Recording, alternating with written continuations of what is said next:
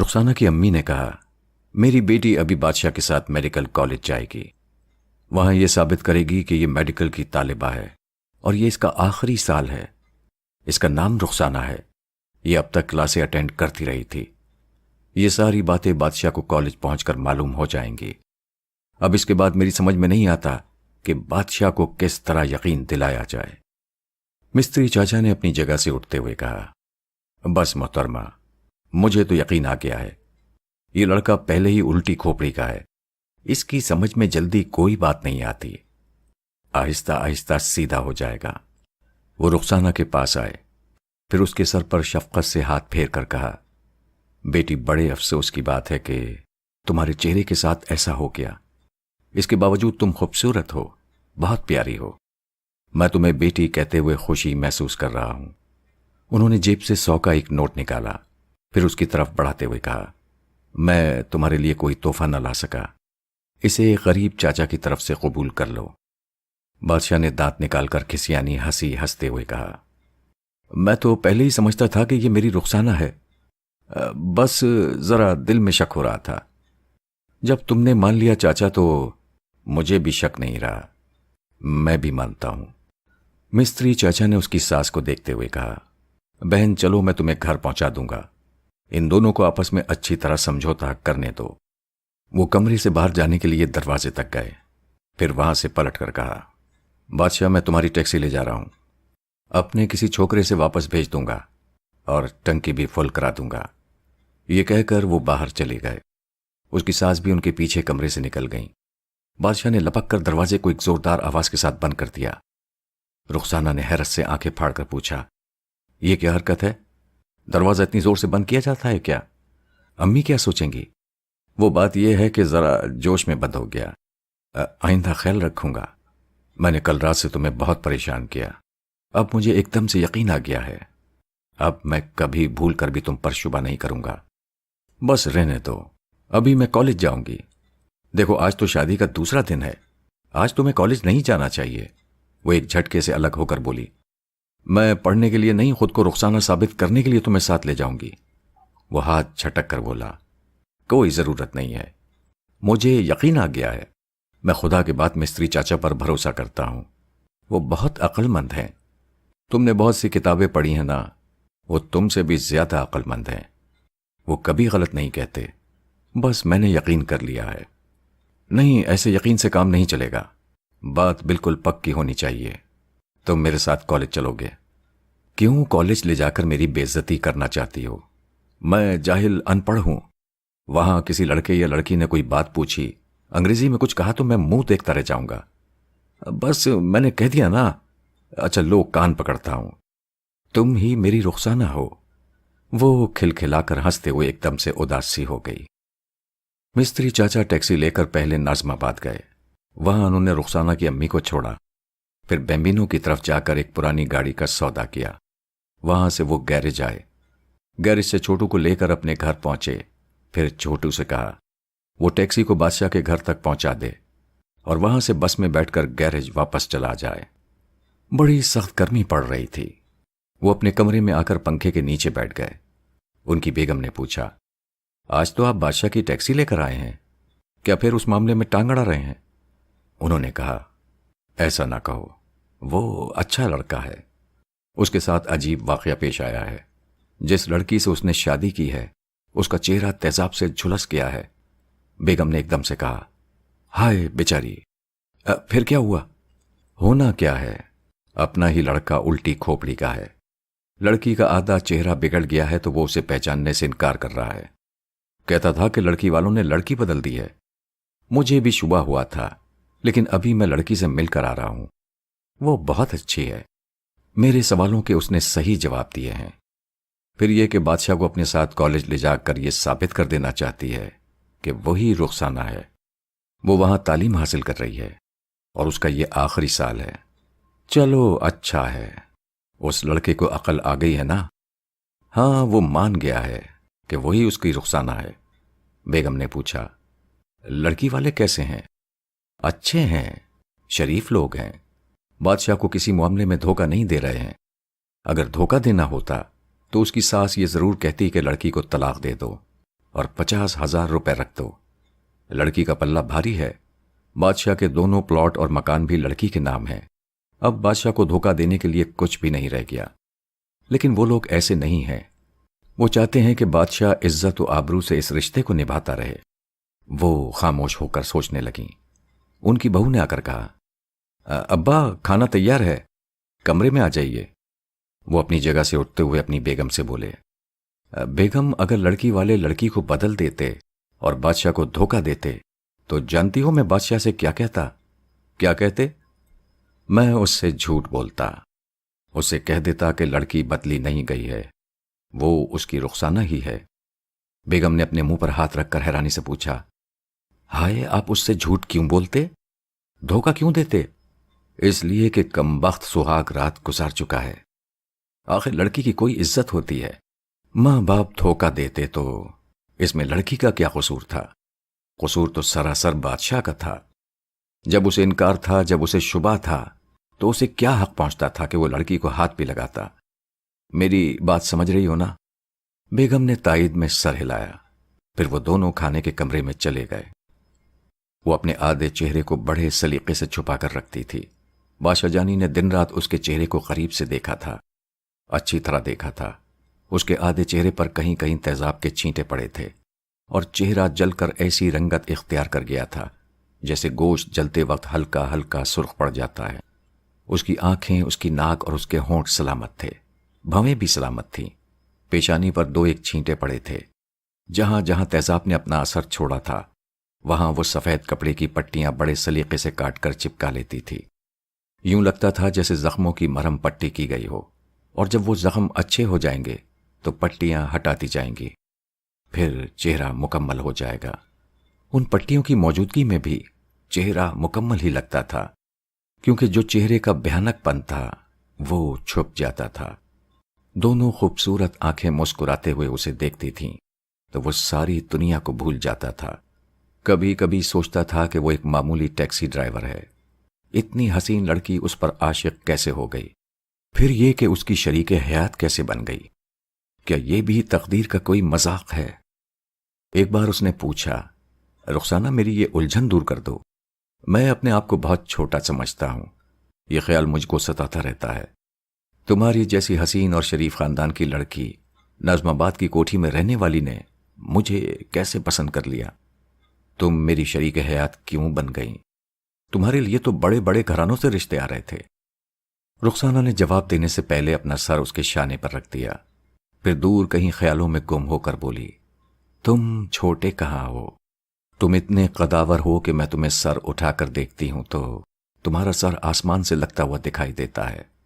یاد ہے شادی سے پہلے ہم نے خوب بحث کی تھی کہ ٹیکسی ڈرائیور لوگ چھوٹے ہوتے ہیں، شریف نہیں ہوتے، اور ہم جیسے سفید پوش لوگوں نے شرافت کا ٹھیکہ لے رکھا ہے۔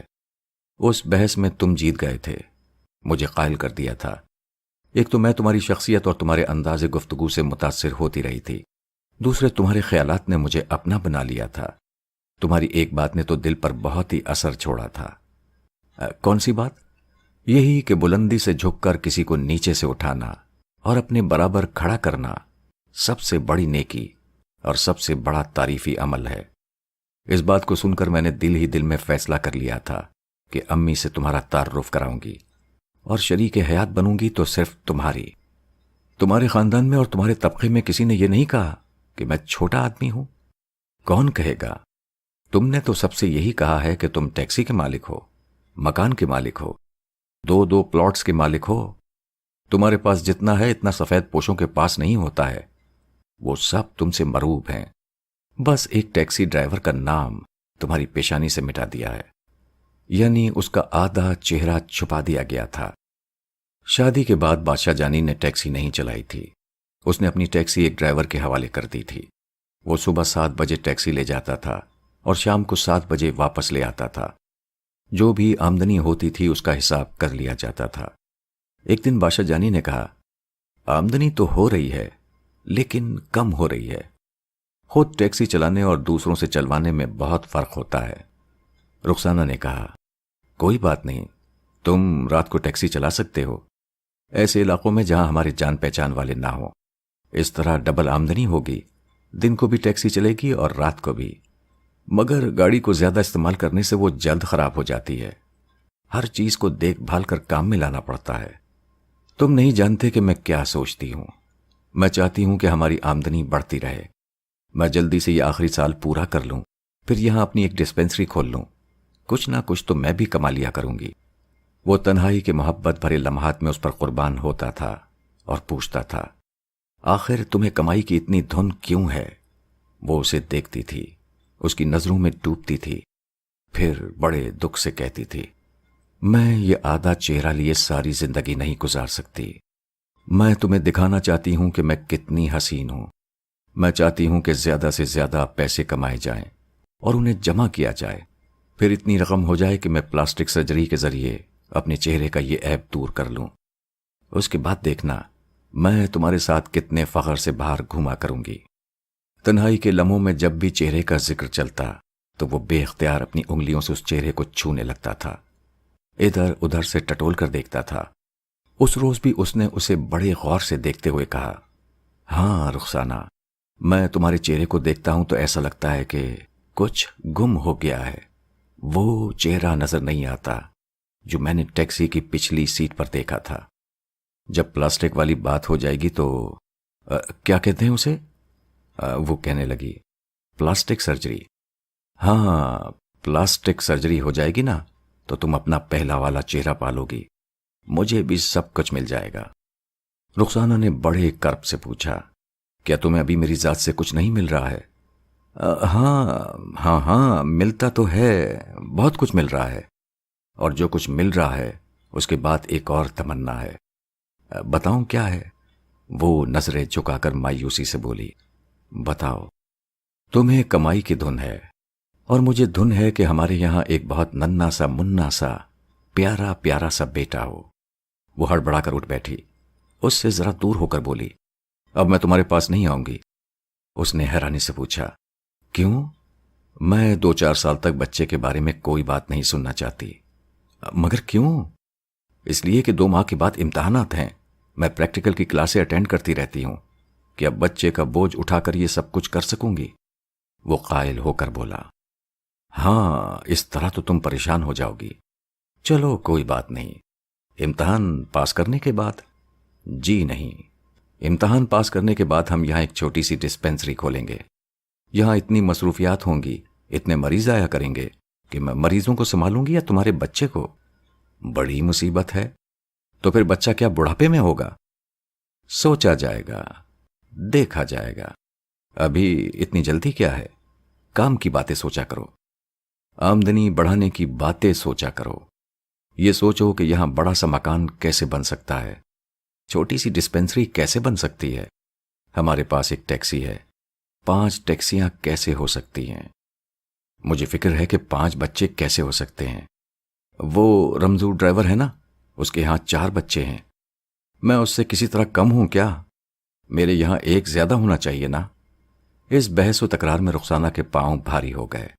وہ امتحان کا آخری پرچہ دے رہی تھی کہ اچانک ہی اس کی طبیعت خراب ہونے لگی، متلی سی محسوس ہوئی۔ پھر وہ پرچہ ادھورا چھوڑ کر اجازت لے کر واش روم میں چلی گئی۔ وہاں سے واپس آئی تو ایک دم نڈھال سی تھی، اپنی سیٹ پر بیٹھ کر ہانپنے لگی، پسینہ پسینہ ہونے لگی۔ وہ کسی طرح ہمت سے کام لے کر اس آخری پرچے سے گزرنا چاہتی تھی، اپنا آخری سال ضائع نہیں کرنا چاہتی تھی، مگر ہمت جواب دے رہی تھی۔ اندر سے بری طرح طبیعت گھبرا رہی تھی، جی چاہتا تھا کہ چاروں شانے چت لیٹی رہے۔ لیڈی ایگزامنر نے قریب آ کر پوچھا، کیا بات ہے؟ کیا تمہاری طبیعت ٹھیک نہیں ہے؟ اس نے آہستگی سے کہا، شاید میں ایڈوانس اسٹیج میں ہوں، امتحان ہال سے نکلنے کے بعد اپنا چیک اپ کراؤں گی، فی الحال تو میں تھوڑی سی مہلت چاہتی ہوں۔ آپ سمجھ سکتی ہیں نا کہ میری کیا حالت ہوگی۔ لیڈی ایگزامنر نے اس کی پیٹھ تھپک کر اسے تسلی دی، پھر اسے آرام کرنے کے لیے ایک طرف جانے کی اجازت دی۔ اسے کہا، آرام کرو، وقت ختم ہونے کے بعد بھی تمہیں آدھا گھنٹہ مزید دیا جائے گا۔ اس نے میز پر کونیاں ٹیک کر دونوں ہاتھوں سے سر کو تھام لیا۔ نگاہوں کے سامنے میز پر کاپی کھلی ہوئی تھی، ایک طرف قلم رکھا ہوا تھا، سارے کاغذ پر بادشاہ جانی کا مسکراتا چہرہ نظر آ رہا تھا۔ وہ ابھی بچہ نہیں چاہتی تھی، اس نے بڑے بڑے سپنے دیکھے تھے، مستقبل کے لیے محل تعمیر کر رہی تھی۔ بچہ ابھی رکاوٹ بن جاتا، اس لیے اسے بچے کی خواہش نہیں تھی، لیکن اب ایسی حالت میں آنکھوں کے سامنے بادشاہ جانی مسکرا رہا تھا۔ اسے بہت اچھا لگ رہا تھا۔ اس کا دل چاہتا تھا کہ ابھی اڑ کر جائے اور اپنے جانی کی آغوش میں چھپ کر یہ خوشخبری سناتے۔ شام کو بادشاہ جانی نے سنا تو مارے خوشی کے رخسانہ کو دونوں بازوؤں میں اٹھا لیا، سارے گھر میں یہاں سے وہاں تک ناچتا پھرا، گنگناتا رہا اور بچے کا نام تجویز کرتا رہا۔ رخسانہ نے کہا کہ خدا کے لیے مجھے نیچے اتارو، یہ کیا کر رہے ہو؟ وہ کچھ نہیں کر رہا تھا، خوشی سب کچھ کر رہی تھی۔ وہ مٹھائی کا ڈبہ لے کر مستری چاچا کے گیرج میں پہنچ گیا۔ ٹیکسی سے نکل کر فوراً ہی دوڑتا ہوا مستری چاچا کے سامنے آیا، پھر بلند آواز سے تمام مزدوروں کو مخاطب کرتے ہوئے بولا، ابے سب کام چھوڑ دو، ادھر آؤ، منہ میٹھا کرو، میں باپ بن گیا ہوں۔ یہ بات سنتے ہی سب ایک دم چونک کر اسے دیکھنے لگے۔ مستری چاچا اسے بے یقینی سے دیکھ رہے تھے، ان کا منہ حیرت سے کھلا ہوا تھا۔ بادشاہ جانی نے گلاب جامن ان کے کھلے ہوئے منہ میں رکھ دی۔ وہ جلدی سے گلاب جامن کو منہ سے نکالتے ہوئے بولے، ابھی یہ کیا بےہود کی ہے؟ تیری شادی کو تو ابھی 5واں مہینہ ہے، تو باپ کیسے بن گیا؟ واہ چاچا، کیوں نہیں بن سکتا؟ آج ہی تو رخسانہ نے کالج سے آ کر بتایا ہے، وہ کیا کہتے ہیں، ہاں اس کے پاؤں سخت ہو گئے ہیں۔ ابے سخت نہیں، بھاری ہو گئے ہیں۔ ہاں وہی، اب 9 مہینے کے بعد ہمارے یہاں ننھا منا سا پیارا پیارا سا بیٹا ہوگا۔ مستری چاچا نے گہری سانس لے کر کہا، اچھا تو ایسے بولنا کہ بچہ ہونے والا ہے، اور جب ہونے والا ہے تو ابھی سے باپ کیسے بن گیا؟ کیسے نہیں بنا؟ جب میری عورت نے بچے کا بندوبست کر دیا ہے تو پھر میں باپ بن گیا۔ چاچا، یہ دنیا والوں کا حساب کتاب بہت ہی الٹا ہوتا ہے۔ جس دن بچہ پیدا ہوتا ہے اس دن سے اس کی عمر جوڑنا شروع کرتے ہیں، اس سے پہلے کہ 9 مہینے کو بھول جاتے ہیں، جبکہ وہ پیدا ہونے والا 9 مہینے پہلے اپنا پتہ بتا دیتا ہے۔ اس لحاظ سے ہم کو اپنی عمر پیدائش کے وقت سے نہیں بلکہ وہ 9 مہینے اور جوڑ کر بتانا چاہیے۔ اب چاچا بتاؤ، تمہاری عمر کیا ہے؟ مستری چاچا نے کہا، میری عمر اس وقت 50 برس ہے۔ یہی غلطی ہو گئی نا، اس وقت تمہاری عمر 50 برس 9 مہینے ہے اور اس وقت میری عمر 28 برس 9 مہینے ہے۔ کیوں چھوٹے، تیری عمر کیا ہے؟ مستری چاچا نے اس کے ہاتھ سے مٹھائی کا ڈبہ لے کر کہا، بس بس، تیرے ساتھ مٹھائی کھائی جا سکتی ہے، دماغ نہیں لڑایا جا سکتا۔ اور لڑکوں، شروع ہو جاؤ۔ بادشاہ اب دن رات گننے لگا۔ اس کا وقت ایسی تیز رفتاری سے گزر رہا تھا جیسے رکشا ٹیکسی کا میٹر چل رہا ہو۔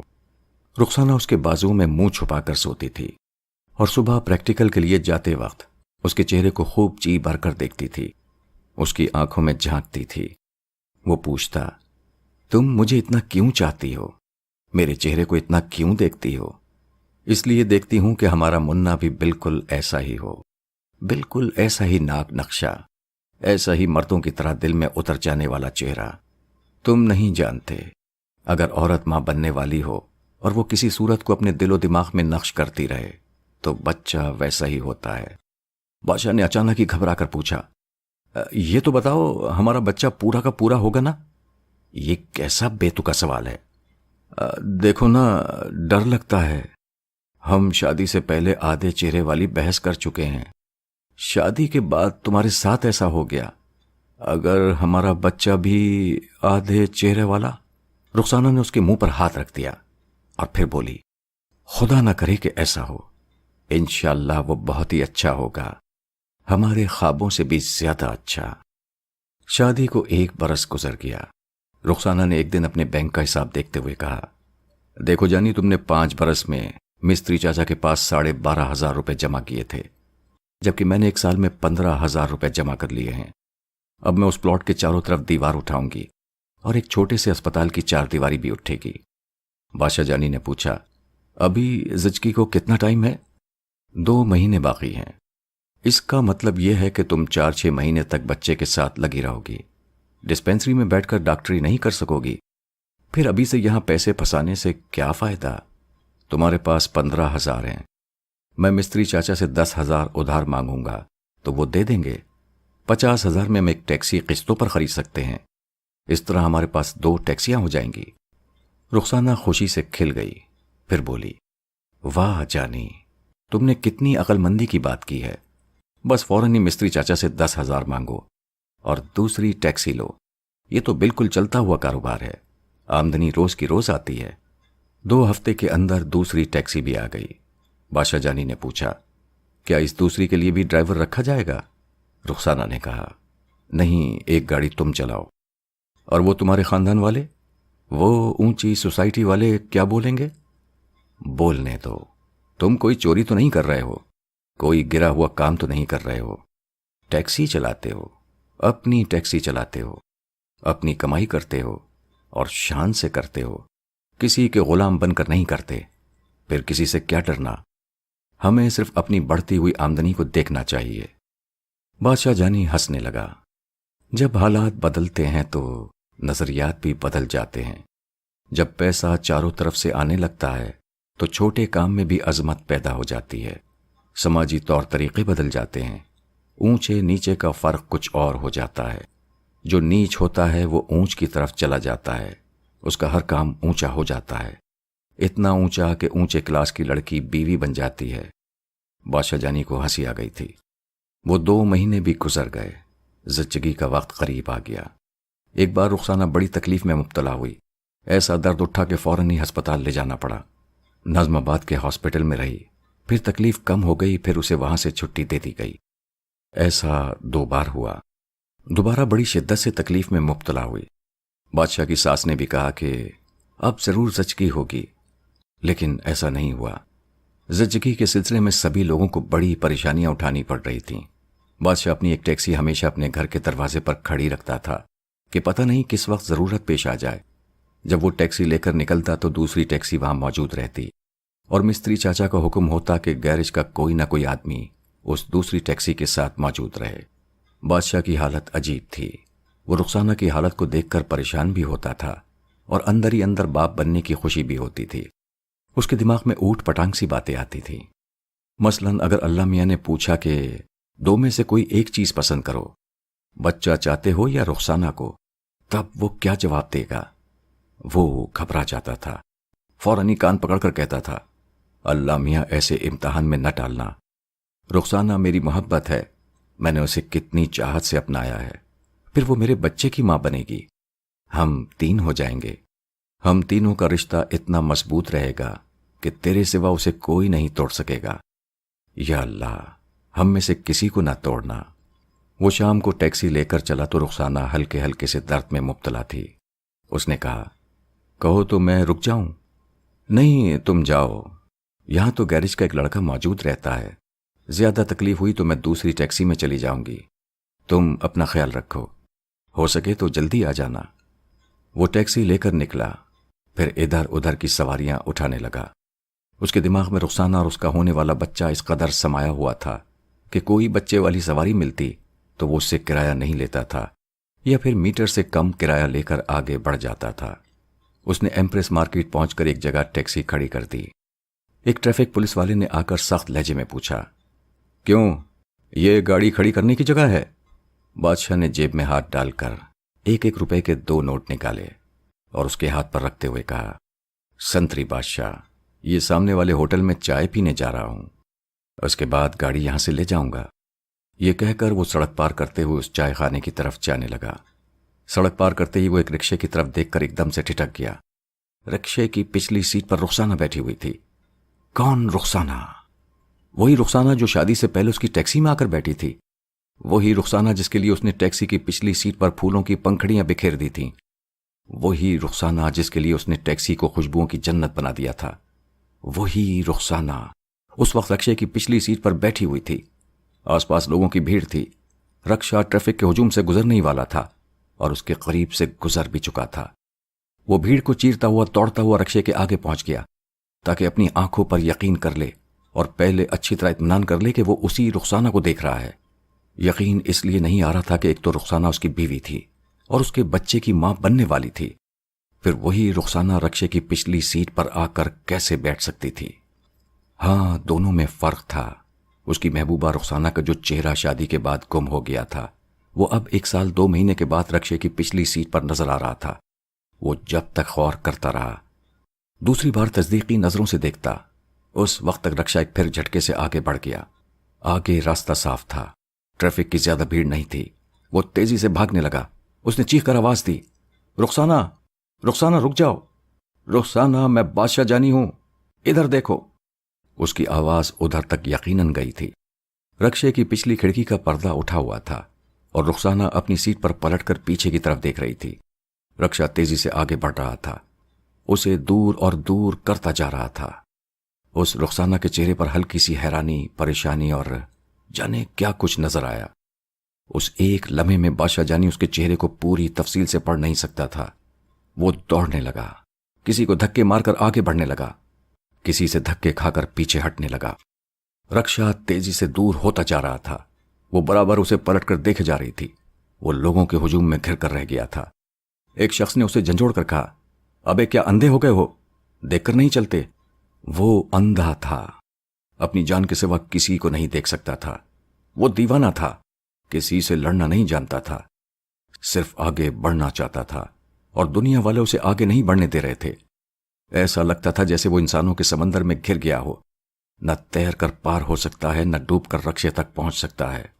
پھر بھی وہ آگے بڑھتا رہا، تیزی سے چلتا رہا، جہاں دوڑنے کی جگہ ملتی وہاں دوڑنے لگتا۔ رکشا آگے جا کر دوسری سڑک پر مڑ گیا تھا، وہ بھی ادھر مڑ گیا، لیکن اتنی گاڑیاں چل رہی تھیں کہ رکشا نظر نہیں آ رہا تھا۔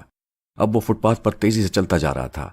پھر خیال آیا کہ وہ واپس جائے اور اپنی ٹیکسی میں بیٹھ کر اس کا تعاقب کرے، لیکن ٹیکسی بہت دور تھی۔ جب تک وہ وہاں جا کر اپنی ٹیکسی میں بیٹھ کر تعاقب کرنے کے لیے وہاں تک آتا، اس وقت تک رکشا پتہ نہیں کہاں چلا جاتا، کس راستے پر نکل جاتا، اور اس وقت بھی وہ نظر نہیں آ رہا تھا۔ وہ ایک جگہ رک کر ادھر ادھر نظریں دوڑانے لگا۔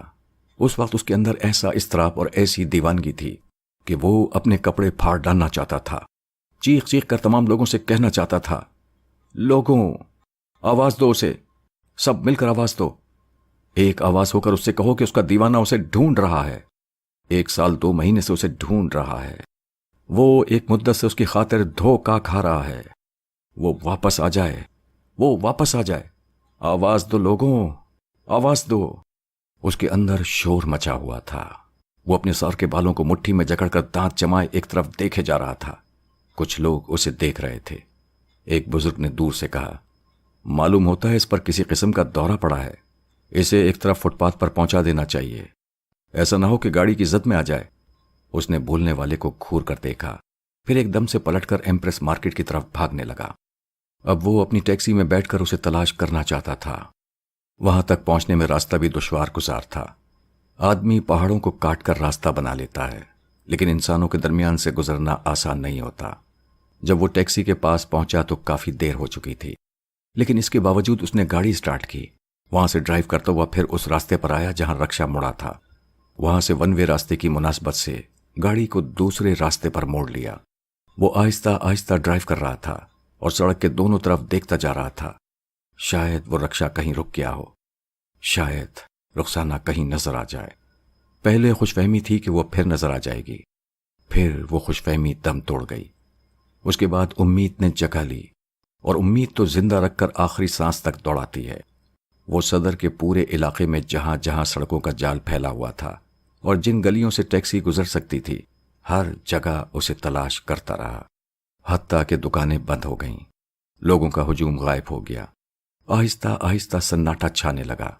پھر وہ ایک جگہ ٹیکسی روک کر اپنا سر اسٹیئرنگ پر ٹیک کر آنکھیں بند کرنے کے بعد جیسے اپنے اندر مر گیا۔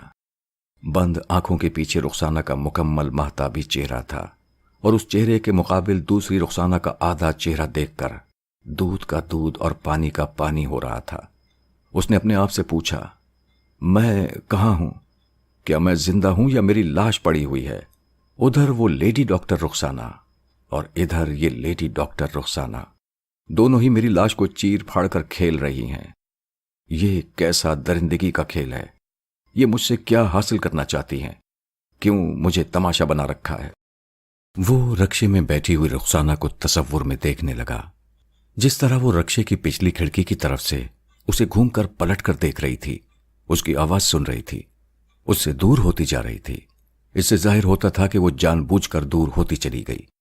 چاہتی تو وہ رکشے والے کو روک سکتی تھی، اس نے بادشاہ جانی کو بھلایا نہیں تھا، اچھی طرح یاد رکھا تھا، اس لیے پلٹ پلٹ کر دیکھنے کا رشتہ اب بھی قائم تھا۔ حقیقتاً ایک چور رشتہ قائم تھا، کیونکہ وہ نظروں سے اوجھل ہونے تک پلٹ کر دیکھتی رہی تھی۔ اس کی زبان بند تھی، لیکن دل جیسے پکار رہا تھا۔ وہ رکنا چاہتی تھی، رکشا والا بھی رک سکتا تھا، لیکن تقدیر اسے اغوا کر کے لے جا رہی تھی۔ نہیں، تقدیر نے کچھ نہیں کیا۔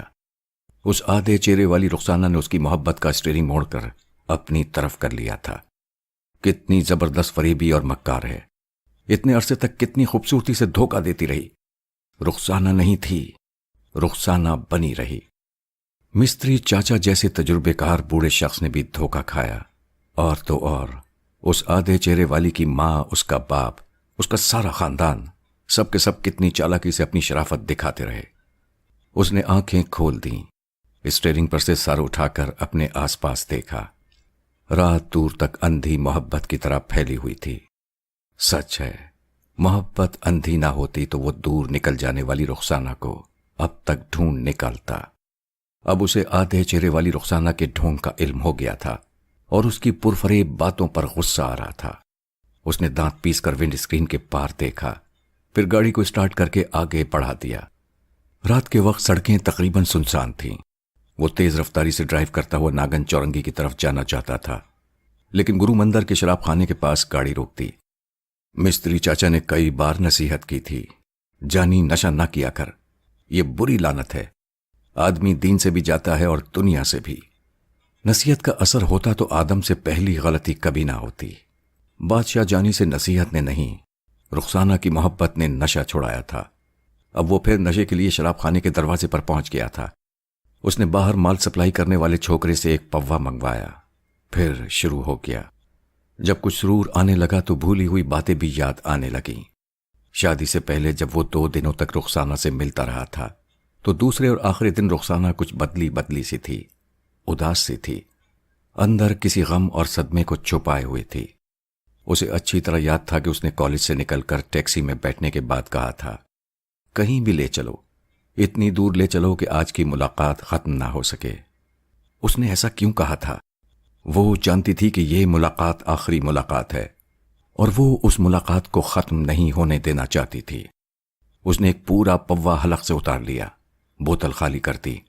اب سر گھوم رہا تھا، دنیا گھوم رہی تھی، رات چپ چپ سسک رہی تھی۔ وہاں اسے سسکیوں کی آواز سنائی دی۔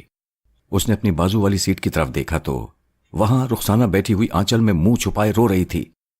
اس نے حیرانی سے پوچھا، کیوں رو رہی ہو؟ ہم تو شادی کے بعد ہمیشہ کے لیے مل جائیں گے۔ مگر وہ جواب نہیں دے رہی تھی۔ کیسے جواب دیتی؟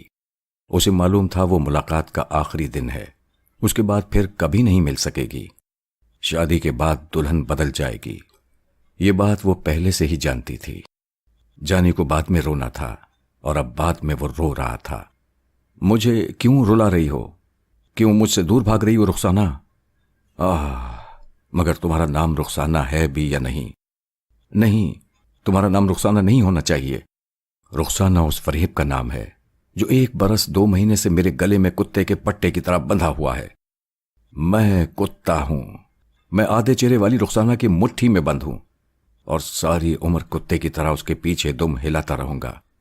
اس نے اسٹیئرنگ پر ایک زور کا کھونسا مارتے ہوئے کہا، نہیں، میں غلام نہیں ہوں۔ کیا ہوا اگر اس نے شادی سے پہلے سب کچھ اپنے نام لکھوا لیا؟ مگر وہ مجھے خرید نہیں سکے گی۔ میں اسے طلاق دے دوں گا۔ اگر وہ طلاق نہیں لے گی اور میں 50,000 نہیں ادا کر سکوں گا تو اسے قتل کر دوں گا۔ اس نے گاڑی اسٹارٹ کی، غصے سے گیئر بدلا، پھر ایک جھٹکے سے گاڑی کو آگے بڑھاتے ہوئے اس کی رفتار طوفانی کرتا گیا۔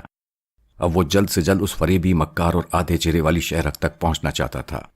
اس کے اندر جو آگ لگی ہوئی تھی وہ خون کے چھینٹوں سے ہی بجھ سکتی تھی۔ وہ دل ملا رہا تھا، اسٹیئرنگ اس کے کانپتے ہوئے ہاتھوں میں بہک رہا تھا۔ وہ کشادہ سڑک پر گاڑی کو کبھی دائیں اور کبھی بائیں لے جاتا تھا، پھر غصے کے باوجود چونک کر آنکھیں پھاڑ پھاڑ کر ونڈ اسکرین کے پار دیکھتے ہوئے سنبھلنے کی کوشش کرتا تھا۔ سنبھلنے کے دوران دماغ نے سمجھایا کہ جاتے ہی اسے قتل کرو گے تو کچھ حاصل نہیں ہوگا، پہلے تو اس سے حقیقت اگلوانی چاہیے۔ اس نے زور سے کہا، میں جاتے ہی اس کی گردن دبوچ لوں گا اور پوچھوں گا کہ بتا تو میری محبت کا گھونگھٹ اوڑھ کر کیوں آئی تھی؟ اس گھونگھٹ کے پیچھے تو نے میری رخسانہ کو کیوں مار دیا؟ تیرا نام رخسانہ نہیں ہے، اور اگر تیرا نام رخسانہ نہیں ہے تو پھر میری محبت کا نام کیا تھا؟ تو نے اس کا نام، اس کا نشان، سب کچھ میرے سامنے سے ہٹا دیا۔ بتا وہ کہاں ہے، کون ہے، اس سے تیرا کیا رشتہ ہے کہ اس نے تیرے لیے اپنی محبت کو اور اپنی خوشیوں کو، اپنے مستقبل کو، اپنے جذبوں کو، اپنی جنت کو جو میں نے اس کے لیے پھولوں اور خوشبوؤں سے بنائی تھی، سب کو ٹھکرا دیا؟ اس نے کیوں ایسا کیا؟ ٹیکسی تیز رفتاری سے وہ علاقے عبور کر چکی تھی جہاں ٹریفک سگنل ہوتے ہیں۔ وہ تمام سگنل رات کے وقت سرد پڑ چکے تھے۔ اب وہ نارتھ ناظم آباد کے علاقے سے گزر رہا تھا جہاں کسی چوراہے پر ٹریفک سگنل نہیں ہوتے۔ اس کے آگے کوئی رکاوٹ نہیں تھی، ٹریفک کی بھیڑ نہیں تھی۔ وہ بڑی آسانی سے ڈرائیو کرتا جا رہا تھا اور منصوبے بھی بناتا جا رہا تھا، منصوبے کو بدلتا بھی جا رہا تھا۔ اب وہ سوچ رہا تھا کہ وہ آدھے چہرے والی کو دیکھنا بھی گوارا نہیں کرے گا، اپنے سامنے اس کا سانس لینا بھی برداشت نہیں ہوگا۔ جی تو بس یہی چاہتا تھا کہ جاتے ہی اسے قتل کرے، بلکہ تڑپا تڑپا کر قتل کرے۔ باقی جو جھوٹ اور فریب کا حساب کتاب ہونا ہے وہ سب عدالت میں ہوتا رہے۔ وہ اپنے علاقے میں پہنچ گیا۔ دور سے اس کا گھر نظر آ رہا تھا۔ چاند نکل آیا تھا، اجلی اجلی سی چاندنی ہر سو پھیلی ہوئی تھی اور پورے علاقے کو روشن کر رہی تھی۔ اس کے پلاٹ کے احاطے میں اس کی دوسری ٹیکسی کھڑی ہوئی تھی، اس کا بونٹ کھلا ہوا تھا۔ شاید کوئی خرابی ہو گئی تھی۔ بادشاہ جانی نے جیسے ہی ٹیکسی روکی، چھوٹو نے دوڑتے ہوئے آ کر کہا، بادشاہ جانی، بہت اچھے وقت پر آئے ہو۔ بھابھی کی طبیعت بہت خراب ہے، تمہاری ساس کہہ رہی تھی کہ ہسپتال نہیں پہنچایا جائے گا تو جان جانے کا خطرہ ہے۔ بادشاہ نے چھوٹو کو ایک طرف دھکا دے کر کہا، مرنے دو کتیا کو، میں تو اسے مارنے ہی آیا ہوں۔ وہ لمبے لمبے ڈگ بھرتا ہوا اپنے مکان کے احاطے میں داخل ہوا۔ ٹیکسی کی آواز سن کر اس کی ساس کمرے سے نکل آئی تھی۔ وہ بہت پریشان تھی، اس کی آنکھوں سے آنسو بہہ رہے تھے۔ بادشاہ کو دیکھتے ہی اس نے روتے ہوئے کہا، ہائے میں لٹ رہی ہوں، میری بچی کی زندگی خطرے میں ہے، اس کے لیے کچھ کرو بیٹے۔ بادشاہ نے برآمدے میں پہنچ کر پوچھا، وہ کتنی دیر میں مر جائے گی؟ اس کی ساس نے پہلے تو چونک کر اسے دیکھا، پھر غصے میں کہا، کیا بکتے ہو تم؟ اپنی بیوی اپنے بچے کے لیے ایسی باتیں کر رہے ہو؟ بادشاہ اسے دھکیلتے ہوئے دیوار کی طرف لے گیا، دیوار سے اسے لگا کر بولا، بڑھیا میں تجھے زندہ رکھنا چاہتا ہوں کیونکہ عدالت میں تجھ سے حساب کرنا ہے۔ ابھی میں تیری بیٹی کو قتل کرنے آیا ہوں اور اب سن رہا ہوں کہ وہ خود ہی مر رہی ہے۔ میرے ساتھ تو بھی تماشا دیکھ کہ قدرت کیسے انتقام لیتی ہے۔ وہ گڑ گڑا کر بولی، بیٹا یہ کیا کہہ رہے ہو؟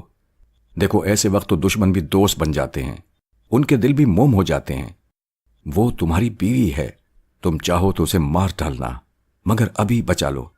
وہ اس قابل نہیں ہے کہ ٹیکسی میں اسپتال تک لے جایا جا سکے۔ کہیں سے اچھی لیڈی ڈاکٹر یا دائی کو بلا لاؤ۔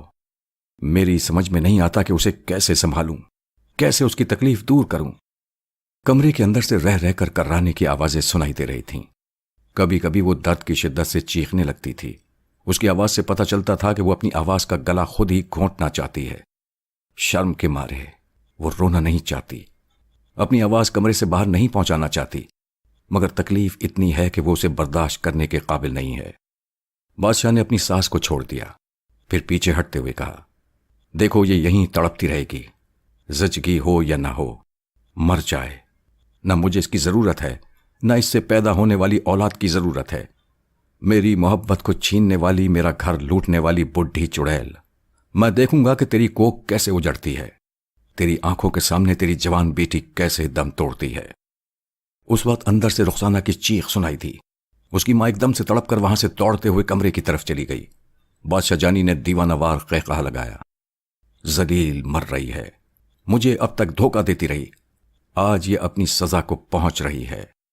وہ ہنستا ہوا برآمدے سے اتر گیا، اپنے مکان کے احاطے میں کبھی ادھر کبھی ادھر جانے لگا۔ اب اندر سے رخسانہ کی آواز سنائی نہیں دے رہی تھی کیونکہ وہ دور تھا۔ پھر اس نے سوچا کہ جب ظلم کر ہی دیا ہے تو مظلوم کی آہیں بھی سننی چاہیے۔ جب تک مظلوم کی آہوں اور کرراہوں کو نہ سنا جائے، ظلم کرنے کا مزہ نہیں آتا۔ پتہ تو چلے کہ وہ حالات کی چھری تلے کیسے تڑپ رہی ہے۔ وہ آہستہ آہستہ چلتا ہوا اس کمرے کی دیوار سے لگ کر کھڑا ہو گیا۔ اب اندر سے آواز سنائی دینے لگی تھی۔ وہ رہ رہ کر کررا رہی تھی، تکلیف سے چلا رہی تھی، تکلیف سے پکار رہی تھی، جانی کہاں ہو تم؟ آ جاؤ میرے پاس، آ جاؤ، آ جاؤ میرے پاس، آ جاؤ، تم نے میرا ہاتھ پکڑ کر کہا تھا کہ اچھے اور برے وقت میں میرا ساتھ نہیں چھوڑو گے، میرا ہاتھ پکڑے رہو گے۔ دیکھو میں خالی ہاتھ ہوں، مجھے پکڑ لو، مجھے سہارا دو، مجھ سے کہو کہ میں تمہارے لیے ایک بیٹے کو جنم دوں گی، میں زندہ رہوں گی اور اسے اپنا دودھ پلاؤں گی، اپنی گود میں کھلاؤں گی، تمہارے بیٹے کو جوان کروں گی۔ میری جوانی ایک دھوکہ ہو سکتی ہے، مگر تمہاری اولاد کے بچپن سے جوانی تک میں خوب محنت کروں گی، اسے تعلیم و تربیت دوں گی، اپنی جوانی اس پر قربان کر دوں گی۔ اس میں کوئی دھوکہ، کوئی بے ایمانی نہیں ہوگی۔ کوئی ماں اپنی اولاد کے حوالے سے اس کے باپ کو دھوکہ نہیں دیتی۔ آ جاؤ جانی، آ جاؤ میرے پاس۔ رخسانہ نے کراتے ہوئے اور فریاد کرتے ہوئے اچانک ہی زور کی چیخ ماری۔ وہ ایک دم سے دہل گیا۔ اگرچہ وہ ظالم بنا ہوا تھا، تاہم یہ نہ سمجھ سکا کہ محبت کی کوکھ سے نکلتی ہوئی چیخ کیسے دہلا دیتی ہے۔ رخسانہ کی وہ چیخ بجلی کی طرح کوند کر دل میں روشن ہو گئی۔ انسان محض مظلومیت سے نہیں چیختا، محبت سے بھی چیختا ہے۔ رخسانہ کی کراتی ہوئی سرگوشی اس کے کانوں میں کہہ رہی تھی، میری چیخ کو سمجھو۔ یہ چیخ ایک سہاگن کی سیج سے ابھری تھی اور اب تخلیق کے بستر پر تڑپ رہی ہے۔ یاد کرو، جب تم نے پہلی بار میری کلائی کو پکڑا تھا تو میری ریشمی باہیں چیخ رہی تھیں۔ تم نے میرے مکھڑے کو دونوں ہاتھوں سے سمیٹ لیا تھا تو میری جھکی جھکی شرمیلی نظریں چیخ رہی تھیں۔ تم نے مجھے سر سے لے کر پاؤں تک مانگا تھا تو میں سراپا قبولیت سے چیخ رہی تھی۔ 1 سال 2 مہینے کے ہر لمحے میں میری وفا اور میری خدمت گزاری تمہارے نام پر چیختی رہی۔ میرے پیار کو سمجھو۔ شادی سے پہلے تو یقیناً جھوٹ اور فریب کا سلسلہ تھا، لیکن میرے بادشاہ جانی، دفعتاً بچے نے چیخ کر اپنی آمد کا اعلان کیا۔ یکبارگی چاندنی اور نکھر گئی، رات کا چہرہ دھل گیا، ماحول کا مزاج بدل گیا۔ پہلے اس ماحول پر نوحہ خوانی کا تسلط تھا، اب وہاں بچے کی پرمسرت چیخیں تھیں۔ وہ رو رہا تھا۔ ہاں، رونا بھی مسرت سے بھرپور ہوتا ہے۔ وہ ننھا سا گورا رو رو کر کہہ رہا تھا، ابو جانی، تم نے مجھے میری ماں کی محبت سے حاصل کیا ہے، بولو میں کیسا ہوں؟ اگر اچھا ہوں تو میری ماں کو برا نہ کہو، اسے برا کہو گے تو میں کھوٹا سکہ کہلاؤں گا، کیونکہ میں اسی ٹکسال سے آیا ہوں۔ وہ دیوار سے ٹیک لگائے کھڑا تھا، ٹیک لگائے ہوئے وہ جھاگ کی طرح بیٹھنے لگا۔ اس کی نگاہوں کے سامنے ایک ننھا منھا سا پیارا پیارا سا بچہ ہاتھ پیر چلا چلا کر رو رہا تھا۔ رخسانہ نے کہا تھا کہ وہ اس کے لیے بیٹے کو جنم دے گی۔ وہ خلا میں آنکھیں پھاڑ پھاڑ کر بیٹے ہی کو دیکھ رہا تھا۔ بیٹے کے پاس رخسانہ لیٹی ہوئی آدھے چہرے سے اسے دیکھ رہی تھی۔ وہ زمین پر اکڑو بیٹھا ہوا سوچ رہا تھا کہ جس پلاٹ پر وہ بیٹھا ہوا ہے وہ گھر بھی رخسانہ کا ہے۔ اگر وہ لالچی ہوتی تو اس سے 50,000 روپے کا مطالبہ کرتی اور طلاق لے کر کسی دوسرے کو اپنا سب کچھ بنا لیتی، لیکن وہ 1 برس 2 مہینے سے صرف اس کی تھی۔ اسے چھوڑ کر اپنے میکے بھی نہیں جاتی تھی۔ صبح اسے محبت سے رخصت کرتی تو شام کو اس کی آنکھیں اس کے انتظار میں لگی رہتی۔ ٹھیک ہے، اس نے دھوکہ دیا تھا، مگر یہ حقیقت پہلے بھی معلوم تھی کہ آدمی مکمل نہیں ہوتا۔ اگر وہ آدھی فریبی تھی تو آدھی وفادار تھی، اگر بے ایمان تھی تو ایمانداری سے بیوی کا رشتہ بھی نبھا رہی تھی۔ وہ اپنی محبت، اپنا دل، اپنی جان، اپنی روح، اپنی زندگی، اپنا حال، اپنا مستقبل، سب کچھ اسے دیتی آ رہی تھی۔ اگر اسے دولت کا لالچ ہوتا تو 1 برس میں 15,000 کی رقم بچانے کے بعد اسے واپس نہ دیتی بلکہ چھپا کر رکھ لیتی۔ اس حساب سے اب وہ جو بیوی تھی اور اب اس کے بچے کی ماں بن گئی تھی تو اس میں کیا کھوٹ تھا؟ کچھ بھی تو نہیں۔ وہ قائل ہو کر اس بات میں سر ہلاتے ہوئے بولا، ہاں ہاں، یہ جو میری بیوی بنی ہوئی ہے یہ تو بہت ہی اچھی عورت ہے، میں اس میں کوئی خرابی نکال ہی نہیں سکتا، مگر وہ والی رخسانہ۔ وہ پھر خلا میں آنکھیں پھاڑ کر دیکھنے لگا۔ اسے اپنی محبوبہ رخسانہ نظر آئی۔ نگاہوں کے سامنے وہ سر سے پاؤں تک ایسے چلوے دکھا رہی تھی کہ وہ پل کے چھپکانا بھول گیا۔ کتنی پیاری تھی وہ اور کتنی تمنا تھی اس کی، لیکن وہ گم ہو گئی تھی۔ ابھی ابھی ملی تھی اور ملنے سے پہلے دور ہو گئی تھی۔ یہ کیا مذاق تھا، یہ کیا تماشا ہو رہا تھا؟ اس کو تو سمجھنا ہی ہوگا۔ وہ اٹھ کر کھڑا ہو گیا۔ اسی وقت اس کے مکان کے سامنے ایک پرانی سی کار آ کر رکی۔ مستری چاچا گیراج سے کار لے کر آئے تھے، ان کے ساتھ ان کی بیگم بھی تھیں۔ انہوں نے گاڑی سے اترتے ہوئے کہا، ارے بادشاہ جانی، کیا خبر ہے؟ تمہاری چاچی نے کہا ہے کہ زچگی ہو گئی ہوگی، چل کر دیکھ لیتے ہیں، اس لیے ہم آ گئے۔ کوئی خوشخبری سناؤ۔ اس سے پہلے کہ وہ کچھ بولتا، برآمدے سے اس کی ساس نے کہا، بھائی صاحب، اللہ تعالیٰ کا کرم ہے، میری بیٹی نے ایک بیٹے کو جنم دیا ہے، بہت ہی خوبصورت بچہ ہے، مگر کیا کروں، میں دروازہ چھوڑ کر آگے نہیں آ سکتی۔ یہ تمہارا بادشاہ جانی ابھی مجھے مارنے دوڑ رہا تھا، میرا گلا دبا رہا تھا، میری سمجھ میں نہیں آتا کہ میں اپنی بیٹی کو کیسے اس کے بھروسے پر چھوڑ جاؤں، یہ تو میری بیٹی کے ساتھ میرے نواسے کو بھی مار ڈالے گا۔ مستری چاچا نے گھور کر پوچھا، کیوں بے نالائق، یہ کیا حرکتیں کر رہا ہے؟ کیا آج پھر زیادہ پی لی ہے؟ مستری چاچا سے کتراتے ہوئے ان کی بیگم کو دیکھ کر ہاتھ اٹھاتے ہوئے بولا، چاچی السلام علیکم۔ چاچی نے ایک طرف ہٹتے ہوئے کہا، اے خبردار، مجھے سلام نہ کرنا، تیرے منہ سے شراب کی بو آ رہی ہے، میں شرابیوں سے بات نہیں کرتی۔ چاچی قسم سے کہتا ہوں میں نشہ نہیں کرتا، جب کوئی مجھ سے جھوٹ بولتا ہے، مجھے دھوکہ دیتا ہے تو میں غصے میں پینے لگتا ہوں۔ میں نے پہلے ہی کہا تھا کہ شادی میں میرے ساتھ گھپلا ہوا ہے، دلہن بدل گئی ہے، جس رخسانہ سے شادی کرنا چاہتا تھا وہ رخسانہ میری بیوی نہیں بن سکی، یہ جو ابھی میرے گھر میں ہے نا، یہ دوسری لڑکی ہے۔ اس کی چاچی نے کہا، ارے کم بخت، سال بھر کے بعد پھر وہی ذکر چھیڑ دیا، پہلے تو یہ صرف تیری بیوی تھی، اب تیرے بچے کی ماں بھی بن گئی ہے، اب تو یہ قصہ ختم کر دے۔ کیسے ختم کر دوں؟ میں نے صدر میں اس رخسانہ کو دیکھا جس کو میں نے پسند کیا تھا، جسے میں شریک حیات بنانا چاہتا تھا، جسے چاچا نے بھی ایک بار گیراج کے سامنے دیکھا تھا۔ ہم سمجھ رہے تھے کہ وہ رخسانہ یہی ہے جو اس وقت میرے گھر میں ہے، مگر یہ سب اتنا بڑا گھپلا ہے کہ ٹھیک سے سمجھاؤں تو سمجھ میں آئے گا، نہیں تو خالی چکر بازی معلوم ہوگی۔ دیکھ جانی، یہ جو تیرے گھر میں بیوی ہے، کیا یہ وفادار ہے؟ ہے، وہ سر ہلا کر بولا۔ کیا خدمت گزار ہے؟ وہ پھر سر ہلا کر بولا، ہاں ہے۔ یہ تیرے لیے کھانا پکاتی ہے، تیرے لیے گھر میں جھاڑو دیتی ہے، تیرے لیے گھر کو سجا کر رکھتی ہے۔ تو آدمی نہیں تھا، تجھے بھی آدمی بنا کر رکھتی ہے۔ تیرے پاس ایک ٹیکسی تھی، اس نے دوسری ٹیکسی کا اضافہ کیا۔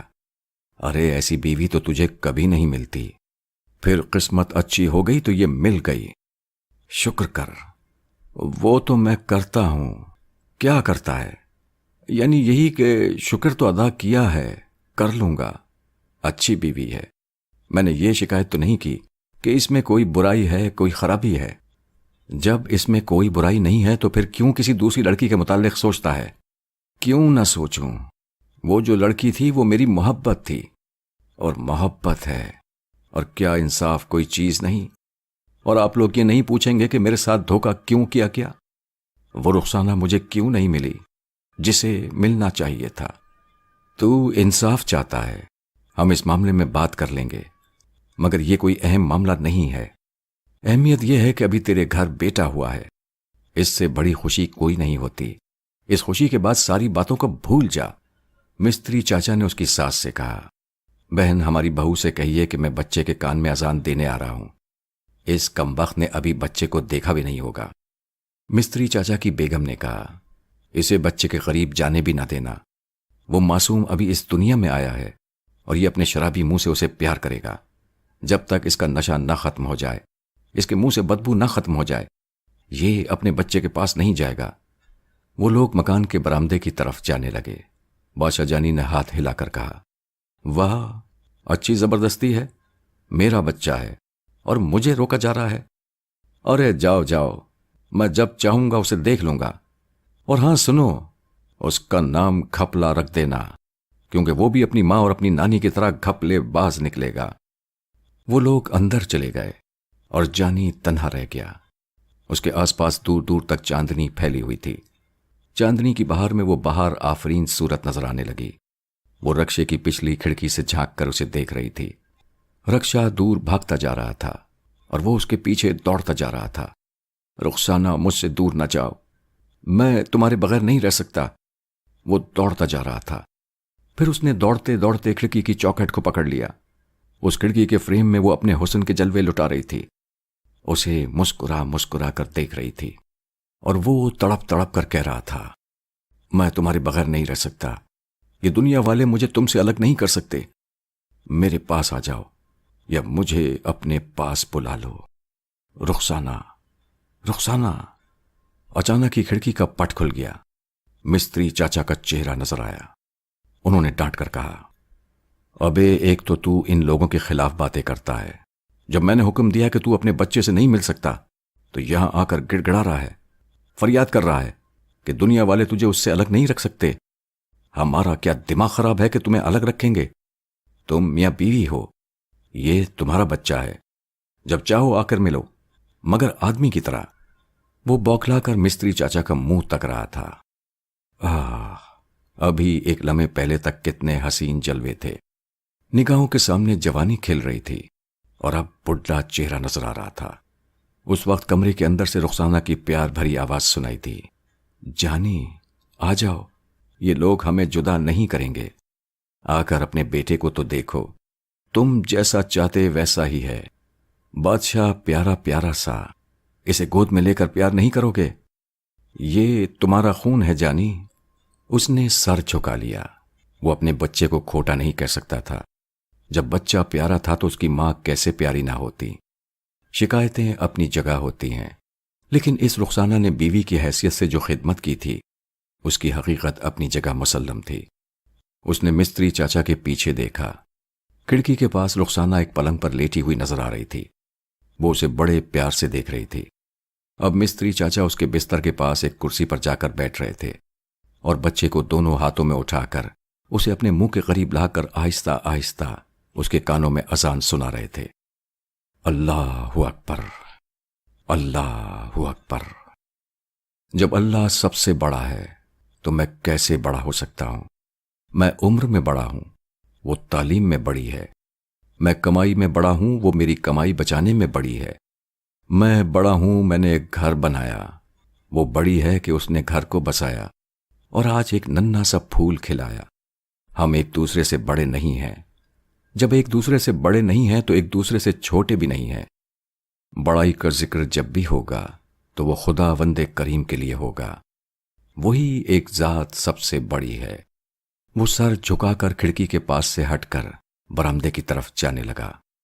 آواز آ رہی تھی، اشہد ان لا الہ الا اللہ، میں گواہی دیتا ہوں کہ اللہ کے سوا کوئی معبود نہیں ہے۔ جب میں گواہی دیتا ہوں کہ اللہ کے سوا کوئی پرستش کے قابل نہیں ہے تو پھر میں اپنی بیوی سے اپنی پرستش کیسے کرا سکتا ہوں؟ یہ پرستش کرانا ہی ہے۔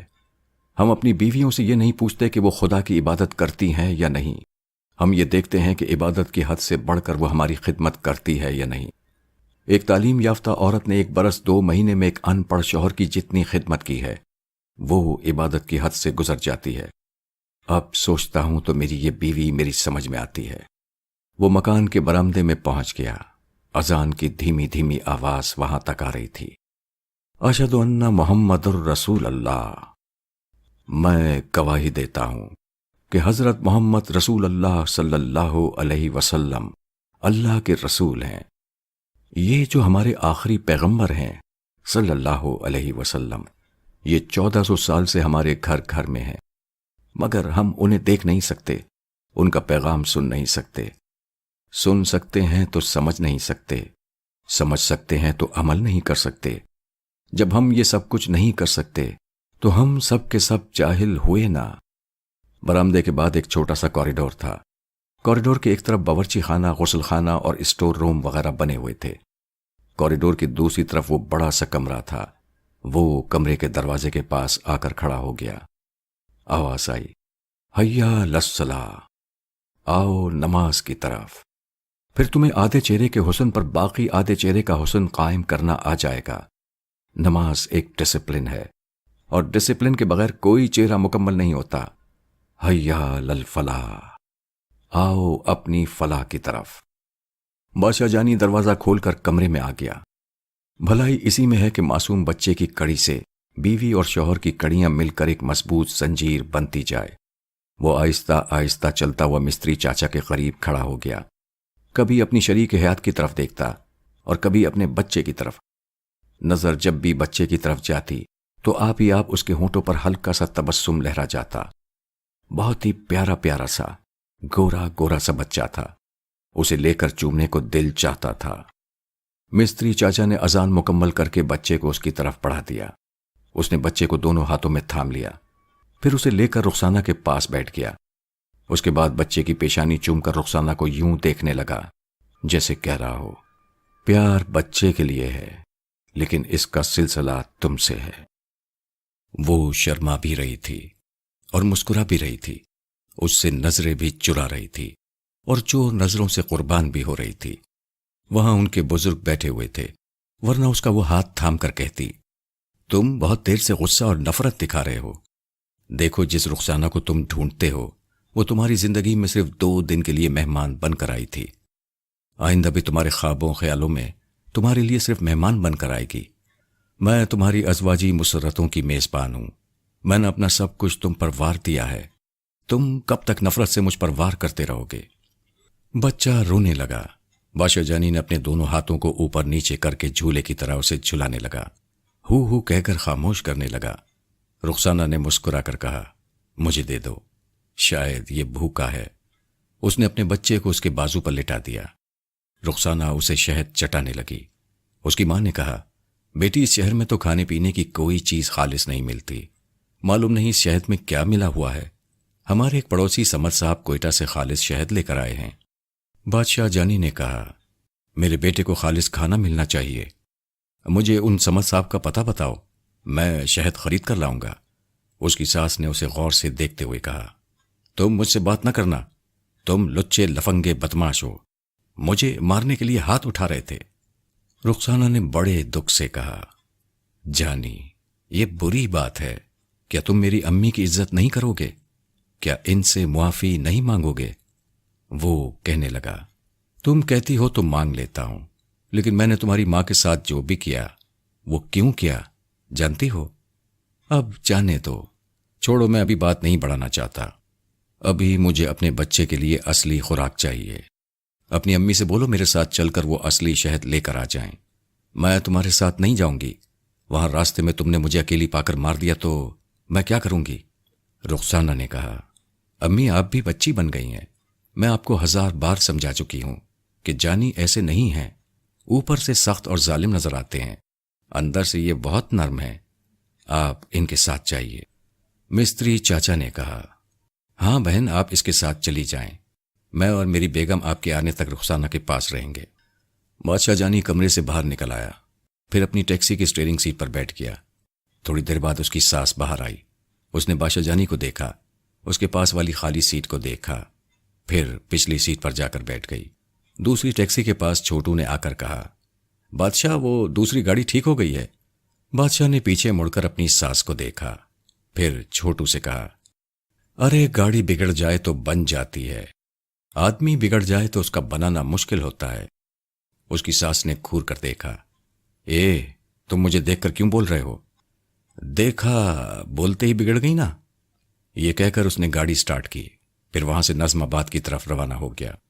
راستے میں وہ دونوں خاموش رہے۔ بادشاہ جانی کے اندر یوں تو بہت سا لاوا پک رہا تھا، وہ بہت کچھ کہنا چاہتا تھا کہ وہ کون تھی اور اب کہاں ہے، لیکن وہ صبر و تحمل سے چپ چاپ بیٹھا ہوا تھا۔ اسے اپنے بچے کے لیے خالص شہد کی ضرورت تھی، اور وہ شہد حاصل کرنے سے پہلے جھگڑے کو بڑھانا نہیں چاہتا تھا۔ وہ خاموشی سے راستہ طے کرتے ہوئے نظم آباد پہنچ گئے۔ عباسی اسپتال کے سامنے والی گلی میں گاڑی کو موڑ کر اس نے اس مکان کے آگے گاڑی روک دی جہاں سے دولہا بن کر اپنی دلہن کو لے کر گیا تھا۔ جب اس نے گاڑی روک کر ہیڈ لائٹس کو بجھانا چاہا، تبھی اسے سامنے سڑک پر ایک نوجوان دوشیزہ نظر آئی۔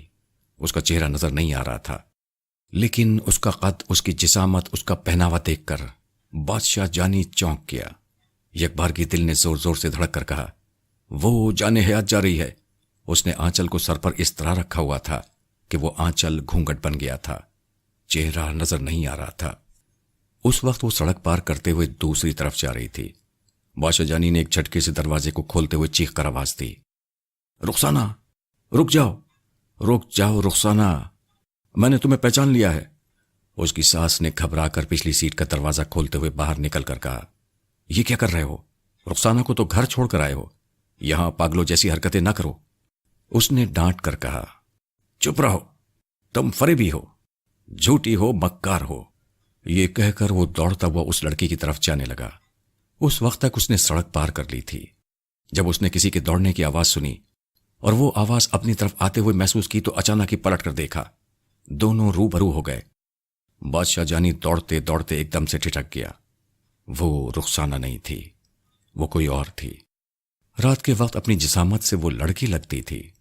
چہرے سے معلوم ہوتا تھا کہ آدھے درجن بچوں کی ماں ہوگی۔ بادشاہ جانی سر جھکا کر وہاں سے پلٹ گیا، پھر ٹیکسی کی طرف واپس آنے لگا۔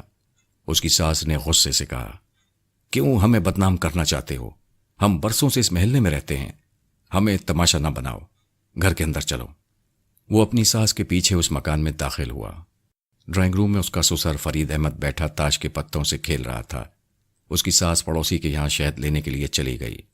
فرید احمد نے اس سے پوچھا، بیٹھو، تاش کے کون کون سے کھیل جانتے ہو؟ وہ خاموشی سے بیٹھ کر فرید احمد کو گھور گھور کر دیکھنے لگا۔ تھوڑی دیر بعد اس کی ساس ایک چھوٹی سی شیشی میں شہد بھر لائی۔ بادشاہ جانی نے اس کے ہاتھ سے شیشی لیتے ہوئے کہا، یہ مجھے دے دو۔ ساس نے کہا، میرے پاس رہنے دو، میں یہاں سے بچے کے لیے اور بھی کچھ لے کر جاؤں گی۔ بادشاہ جانی نے شیشی کو اپنی جیب میں رکھتے ہوئے کہا، میرے بچے کے لیے نہ تو کسی سامان کی ضرورت ہے اور نہ ہی تمہاری ضرورت ہے۔ میں اب اپنے بچے پر تم لوگوں کا سایہ بھی نہیں پڑنے دوں گا۔ فرید احمد نے حیرانی سے پوچھا، یہ کیسی باتیں کر رہے ہو؟ میں درست کہہ رہا ہوں، اگر تم لوگ میرے بچے کو غائب کر دو گے اور اس کی جگہ دوسرے بچے کو میرے پاس پہنچا دو گے تو میں تم لوگوں کا کیا بگاڑ لوں گا؟ اس کی ساس نے کہا، تمہارا دماغ خراب ہو گیا ہے۔ ہم ایسا کیوں کریں گے بھلا؟ اس لیے کریں گے کہ یہ تم لوگوں کی خاندانی عادت ہے۔ میں اب بھی کہتا ہوں کہ مجھے سچ سچ بتا دو کہ رخسانہ کہاں ہے، جسے میں نے پسند کیا تھا اور جس سے میں شادی کرنا چاہتا تھا۔ اس کی ساس نے انگلی اٹھا کر تنبیہ کے انداز میں کہا، دیکھو جانی، یہ ہمارا گھر ہے، یہاں ہم عزت سے رہتے ہیں، بلا وجہ شور مچا کر بات نہ بڑھاؤ۔ وہ ہاتھ نچا کر بولا، بڑی عزت والے ہو، بڑی شرافت والے ہو۔ ہم ٹیکسی ڈرائیوروں کو جو سواری جہاں پہنچانے کے لیے کہتی ہے ہم اسے اس جگہ پہنچا دیتے ہیں، کبھی ایسا نہیں کرتے کہ اسے بھٹکا کر دور کہیں ویرانے میں لے جا کر لوٹ لیں۔ ہم ایسا نہیں کرتے۔ میں نے بھی تم سے کہا تھا کہ مجھے میری رخسانہ کے پاس پہنچا دو، مگر تم نے مجھے اپنی بیٹی کے پاس پہنچا دیا۔ یہ تمہاری شرافت ہے یا ضلالت ہے؟ تمہیں اپنے بڑوں سے بات کرنے کی تمیز نہیں ہے؟ جو منہ میں آتا ہے بولتے چلے جاتے ہو۔ تم نے جسے پسند کیا تھا ہم نے اسی کو تمہاری دلہن بنایا ہے۔ وہ غصے سے چیخ کر بولا، بکواس مت کرو، جھوٹ مت بولو۔ آج شام کو میں نے رخسانہ کو دیکھا ہے، جسے میں نے پسند کیا تھا۔ جب وہ رکشے میں بیٹھ کر جا رہی تھی تو اس نے پلٹ کر مجھے دیکھا تھا۔ میں جانتا ہوں وہ بھی مجھے پہچان گئی تھی، لیکن انجان بن گئی تھی۔ ایسا کیوں ہے؟ آخر وہ کون ہے؟ میرے قریب آنے کے بعد مجھ سے دور کیوں بھاگ رہی ہے؟ تم لوگوں نے ایسا کیا کر دیا کہ وہ مجھ سے کتراتی ہے؟ کیا کھیل تماشا ہے؟ مجھے بتاؤ، ایسا نہ ہو کہ میں پاگل ہو جاؤں اور تم لوگوں کو چن چن کر قتل کر دوں۔ وہ دونوں پیچھے ہٹ گئے۔ اگر کوئی دوسرا ہوتا تو وہ چیختے ہوئے گھر سے باہر نکل جاتے اور محلے والوں کو جمع کر لیتے، مگر داماد کے ساتھ ایسا نہیں کر سکتے تھے۔ اس طرح وہ خود ہی تماشا بن جاتے۔ اس کی ساس نے پریشان ہو کر اس کی طرف سوچتی ہوئی نظروں سے دیکھا، پھر کہا، میری بیٹی کہتی ہے کہ تم درندے نہیں ہو، تمہیں محبت سے سمجھایا جائے تو تم سمجھ لیتے ہو۔ اگر تمہیں پوچھنا ہے تو اپنے گھر چلو، وہاں رخسانہ سے ہی پوچھ لینا، وہی تمہیں بتائے گی کہ ہم سچے ہیں یا جھوٹے ہیں۔ یہاں جھگڑا کرنا فضول ہے۔ تمہارا بیٹا بھوکا ہے، اسے فوراً ہی شہد پہنچانا ہے۔ یہ آخری بات کارگر ثابت ہوئی۔ بیٹے کی بھوک کا خیال آتے ہی وہ جلدی سے باہر نکل گیا۔ دونوں نے اطمینان کی سانس لی۔ پھر رخسانہ کی ماں نے کہا، اے جی آپ میرے ساتھ چلیں، مجھے اس لڑکے سے ڈر لگتا ہے۔ فرید احمد نے دروازے کو باہر دیکھتے ہوئے کہا، ہماری بیٹی کہتی ہے کہ اسے پیار سے سمجھایا جائے تو سمجھ لیتا ہے۔ ابھی تم نے اسے بیٹے کی بھوک یاد دلائی تو فوراً ہی درندے سے انسان بن کر ہماری بات مان لی۔ آؤ میں تمہارے ساتھ چلتا ہوں۔ وہ دونوں باہر آئے، اپنے گھر کے دروازے کو مقفل کیا، پھر ٹیکسی کی پچھلی سیٹ پر بیٹھ گئے۔ بادشاہ جانی نے گاڑی سٹارٹ کی، اس کے بعد اسے ایک یو ٹرن دے کر اپنے گھر کی طرف جانے لگا۔ تھوڑی دور جانے کے بعد فرید احمد نے اپنی جیبوں کو ٹٹول کر اپنے دانتوں کی نمائش کرتے ہوئے کہا، اوہ میں اپنا سگریٹ بھول آیا ہوں۔ بادشاہ جانی نے کنکھیوں سے اسے دیکھا، پھر کہا، مجھ سے چالاکی نہ دکھاؤ۔ پہلی بار جب میں نے تمہیں گولڈ لیف کا پیکٹ خرید کر دیا تھا تو تم نے میری محبوبہ بدل دی تھی۔ آج سگریٹ خرید کر دوں گا تو کیا اپنی بیوی بدل دو گے؟ رخسانہ کی امی نے گھور کر اپنے شوہر سے پوچھا، آپ نے اپنے داماد سے سگریٹ لے کر پیا تھا؟ وہ ہچکچانے لگا، پھر بے بسی سے بادشاہ کی طرف دیکھتے ہوئے بولا، نہیں، میں نے تو نہیں لیا۔ بات دراصل یہ ہے کہ… بادشاہ جانی نے بات کاٹ کر کہا، دیکھو سسر جی، جھوٹ کو صرف ہم غریبوں کے لیے رکھو اور اپنی ہٹلر جیسی بیوی سے سچ بولو۔ اس کی ساس نے پچھلی سیٹ سے ہاتھ نچا کر کہا، یہ کیا سچ بولیں گے؟ یہ تو نہ کام کے نہ کاج کے، دشمن اناج کے۔ گھر میں بیٹھے رہتے ہیں، میں کماتی ہوں تو کھاتے ہیں اور دوسروں سے مانگ مانگ کر سگریٹ پیتے ہیں، ہماری عزت خاک میں ملاتی ہے۔ بادشاہ جانی نے حیرانی سے پوچھا، اچھا ساس جی، تمہاری عزت بھی ہے؟ وہ بھڑک کر بولی، بکواس مت کرو، تم بہت دیر سے ہمیں تم کہہ کر مخاطب کر رہے ہو، تم بڑوں کی عزت کرنا نہیں جانتے۔ اس وقت گاڑی ہلکے ہلکے جھٹکے کھا کر رکنے لگی، پھر تھوڑی دور جا کر بالکل خاموش ہو گئی۔ فرید احمد نے پوچھا، کیا ہوا؟ کچھ گڑبڑ ہو گئی ہے۔ وہ گاڑی سے باہر گیا، پھر اس کا بونٹ اٹھا کر دیکھنے لگا۔ اس وقت وہ حیدری کے ایسے راستے پر تھے جو بالکل سنسان تھا، نہ کوئی راہگیر نظر آتا تھا اور نہ ہی کوئی گاڑی گزر رہی تھی۔ اس وقت رات کے 1:30 بج چکے تھے۔ اس نے بونٹ گرا کر اسٹیئرنگ سیٹ پر بیٹھتے ہوئے کہا، گاڑی ٹھیک ہو گئی ہے، ذرا دھکا لگانا ہوگا۔ فرید احمد نے تھوک نکل کر کہا، کیا دھکا لگانا ضروری ہے؟ ارے ہاں ضروری ہے، کیا گاڑی کو دھکا نہیں دے سکتے؟ چلو اترو۔ وہ دروازہ کھول کر گاڑی سے اترا اور اسے آگے دھکیلنے کے لیے زور لگانے لگا۔ بادشاہ جانی بریک لگائے بیٹھا تھا۔ اس بات کو فرید احمد نہیں سمجھ سکتا تھا۔ اس نے پیچھے پلٹ کر اپنی ساس سے کہا، یہاں آرام سے کیا بیٹھی ہو؟ تمہارے مرد میں اتنا زور نہیں ہے کہ گاڑی کو دھکیل سکے، جاؤ اس کے ساتھ زور لگاؤ۔ وہ تھوڑی دیر تک غصے سے اسے دیکھتی رہی، پھر دروازہ کھول کر باہر نکل گئیں اور فرید احمد کو گھور کر بولی، دن رات بیٹھے بیٹھے کھاتے رہتے ہو، اتنی بھی طاقت نہیں ہے کہ اکیلے گاڑی کو دھکا لگا سکو۔ یہ کہہ کر انہوں نے ساڑی کے آنچل کو اپنی کمر کے گرد لپیٹا، پھر اپنے شوہر کے ساتھ گاڑی پر ہاتھ رکھ کر زور لگانے لگی۔ ذرا سی دیر میں وہ سٹارٹ ہو گئی، لیکن اس سے پہلے کہ وہ دونوں آگے بڑھ کر گاڑی میں بیٹھنے کے لیے آتے، وہ ایک جھٹکے سے آگے بڑھ گئی۔ دونوں نے چلا کر کہا، ارے گاڑی روکو، مگر گاڑی آگے بڑھ گئی۔ وہ دوڑتے ہوئے اس کی طرف گئے، لیکن قریب پہنچنے سے پہلے گاڑی پھر آگے بڑھ گئی۔ بادشاہ جانی کے قہقہے سنائی دے رہے تھے۔ اس کی ساس ہاتھ اٹھا کر کوسنے لگی۔ فرید احمد فریاد کرنے لگا، لیکن وہ قہقہے اب دور ہوتے جا رہے تھے۔ گاڑی تیزی سے دور ہوتی جا رہی تھی۔ بادشاہ جانی اپنی سیٹ پر آرام سے بیٹھا اسٹیئرنگ سنبھالے مسکرا رہا تھا۔ اس کے دل کا دماغ کا بوجھ تھوڑی دیر کے لیے ہلکا ہو گیا تھا۔ ایسا لگ رہا تھا جیسے دشمنوں سے انتقام کی پہلی قسط پوری ہو چکی ہے۔ انتقام لینے کے بعد کتنا مزہ آتا ہے، اسے وہی سمجھ رہا تھا۔ پھر اس نے کہا، کمینے ہمیں بدنام کرتے ہیں کہ ہم دھوکہ دیتے ہیں۔ آج سے میں نے بھی دھوکہ سیکھ لیا ہے۔ ان شریف لوگوں کو ان کی منزلوں تک نہیں پہنچانا چاہیے، راستے میں چھوڑ دینا چاہیے۔ اس نے ایک قہقہہ لگایا، پھر ونڈ اسکرین کے پار دیکھتے ہوئے بولا، ذلیل بولتی ہے، بڑوں کا ادب کرو، تم مت بولو، آپ کی بولی بولو۔ ارے تم لوگوں نے ہمیں اچھے الفاظ بولنے کے قابل کہاں رکھا ہے؟ پہلے تو ہمیں بگاڑ دیتے ہو، پھر بولتے ہو بگڑ گیا۔ اس نے گیئر بدلا، رفتار بڑھائی، پھر اپنے گھر کے سامنے پہنچ گیا۔ گاڑی سے اتر کر شیشی کو اپنی جیب سے نکال کر تیزی سے چلتے ہوئے اپنے مکان کے اندر داخل ہوا۔ مستری صاحب نے اسے دیکھتے ہی پوچھا، آ گئے؟ کیا یہی خالص شہد ہے؟ انہوں نے شیشی کو اپنے ہاتھ میں لے کر اسے کھولا، ذرا سا چکھ کر دیکھا، پھر سر ہلا کر بولے، واقعی بہت اچھا شہد ہے، بچے کو یہی چٹایا کرو۔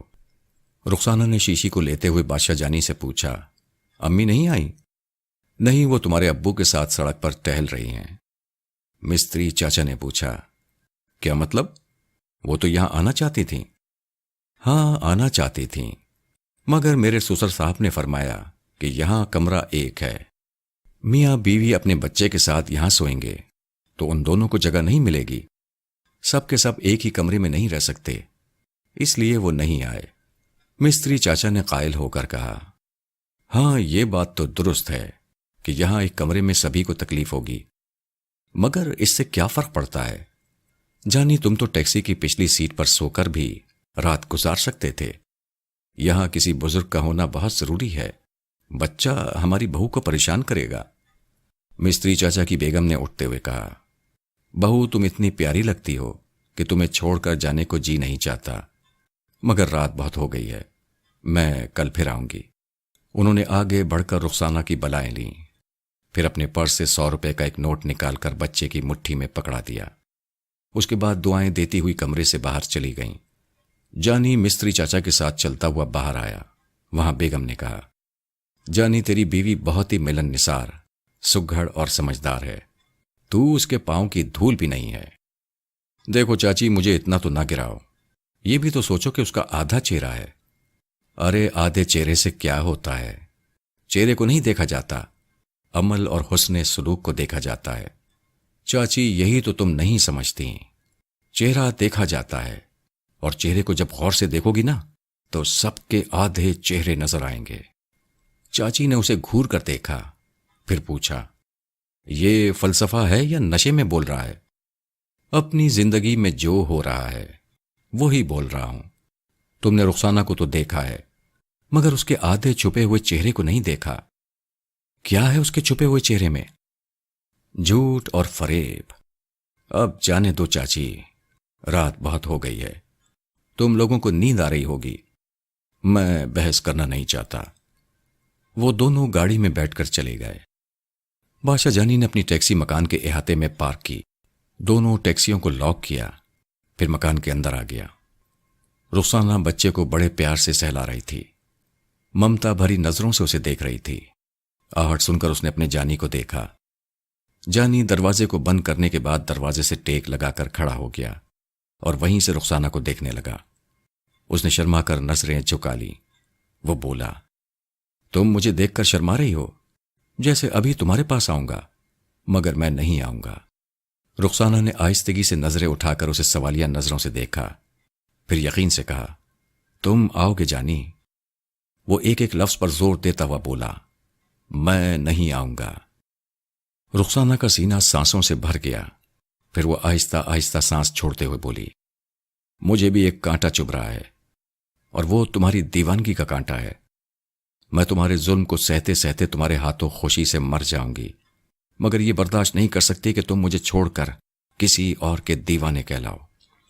میں نے سوچا کہ میں اپنی محبت، اپنی وفاؤں سے، اپنی خدمت گزاری سے تمہیں ایسے جیت دوں گی کہ تم صرف مجھے ہی دیکھو گے، باقی سب کو بھول جاؤ گے۔ میں بچے کی ماں نہیں بننا چاہتی تھی، کیونکہ ابھی ہمیں بہت ہی روشن اور خوشحال مستقبل بنانا تھا۔ میں پریکٹس کرنا چاہتی تھی، مگر امی نے سمجھایا کہ اولاد ضروری ہے۔ اولاد ہوگی تو تم مجھے اور دیوانہ وار چاہو گے، اور اس کے بعد کبھی مجھے چھوڑ کر کسی دوسری کے پیچھے نہیں بھاگو گے۔ بادشاہ جانی نے ایک قدم اور بڑھ کر پوچھا، وہ دوسری کون ہے؟ کہاں ہے؟ اسے مجھ سے کیوں چھپایا گیا؟ رخسانہ دونوں ہاتھوں کے سہارے ذرا اٹھ کر سراہنے کی طرف نیم دراز ہو کر بولی، مجھے دیکھو جانی، ٹھیک ہے کہ مجھے دیکھو گے تو آدھا چہرہ نظر آئے گا، آدھا چہرہ پٹیوں سے چھپا ہوا ہے، مگر ایمان سے بولو، کیا میں خوبصورت نہیں ہوں؟ مجھ میں کس بات کی کمی ہے؟ میں نے تمہاری خدمت کرنے میں کوئی کمی چھوڑی ہے؟ میں نے اس ننھے کو تمہارے لیے جنم دیا ہے، کیا میری ان تمام خدمت گزاریوں اور وفاداریوں کا کوئی انعام نہیں دو گے؟ انعام ضرور دوں گا، تمہیں تمام عمر چاہتا رہوں گا۔ یہ انعام نہیں ہے جانی، عورت کا سب سے بڑا انعام یہ ہے کہ اس کا مرد صرف اسے چاہے، کسی اور کی تمنا نہ کرے، کسی اور کے بارے میں سوال نہ کرے، کسی اور کے پیچھے نہ بھاگے۔ تم کسی اور کے بارے میں مجھ سے سوال کر رہے ہو، میں اس کا کس دل سے جواب دوں؟ جس دل سے تم نے پہلی بار مجھے دھوکہ دیا۔ دھوکہ! وہ اپنے سر کو ایک شانے کی طرف ڈھلکا کر بولی، وہ دھوکہ ایسا ہی ہے جیسے آدمی سوچتا ہے کہ کہیں سے بہت بڑا خزانہ چوری کر کے اپنے گھر لے جائے، اور اس کے بعد ساری عمر ایمانداری سے زندگی بسر کرے، محتاجوں کی مدد کرے، غریبوں کو خیرات دے، نیک کام کرے، اور اپنی اس چوری کی تلافی کرتا رہے، مگر اپنی زندگی خوشحال بنا لے۔ وہ دھوکہ ایسا ہی ہے جیسے ایک اسمگلر لاکھوں کروڑوں کا سامان اسمگل کرتا ہے، راتوں رات امیر بنتا ہے، پھر اپنے گناہوں کو دھونے کے لیے اپنے محلے میں مسجد تعمیر کراتا ہے، یتیم خانوں میں چندہ دیتا ہے، گھر میں میلاد کی محفل کراتا ہے، اور جتنے نیک کام وہ سوسائٹی میں رہ کر کر سکتا ہے کرتا ہے۔ اس کی نیکی سے کوئی انکار نہیں کر سکتا، مگر بہت دور اس کے پیچھے ایک جرم چھپا ہوتا ہے۔ بس ایسا ہی میں نے سوچا تھا کہ زندگی میں ایک بار جھوٹ بولوں گی، ایک بار دھوکہ دوں گی، پھر جسے دھوکہ دوں گی اس کے قدموں کی خاک بن جاؤں گی اور اس کی ایسی خدمت کروں گی، ایسی وفادار بن کر رہوں گی کہ دوسری عورتوں کے لیے مثال بن جاؤں گی۔ اور میں ایسا کرتی آ رہی ہوں۔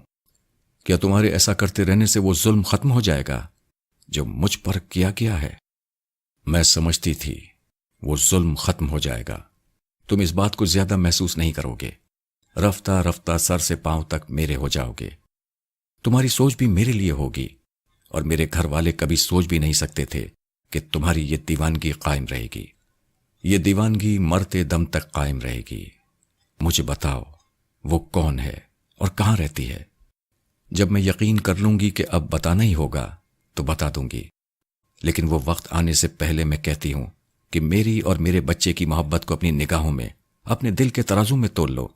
اگر یہ بچہ تمہارا ہے تو میری طرف سے ہے، اگر میری محبت، میری وفا، میرا جسم، میری روح، سب کچھ تمہارے ہیں اور تم اس کا اعتراف کرتے ہو تو…